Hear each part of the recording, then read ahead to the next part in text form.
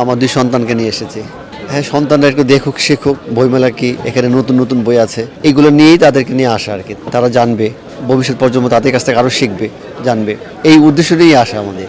একজন বাঙালি হিসেবে তো অনেক কিছুই দরকার, কারণ আমাদের ইতিহাস অনেক বড় এবং এটা জানা এদেরও দরকার।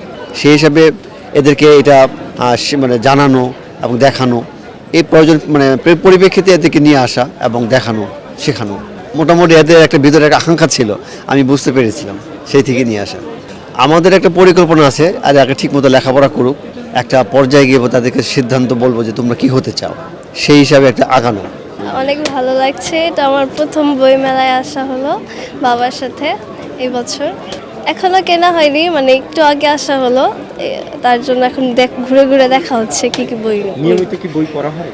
নিয়মিত আসলে বই পড়া হয় না আমাদের। শুধু একাডেমিক বইগুলোই পড়া? হ্যাঁ হ্যাঁ। বড় হয়ে কি হতে চান? ডাক্তার হওয়ার ইচ্ছা আছে, দেখা যাক কি হয়। ডাক্তারি কেন?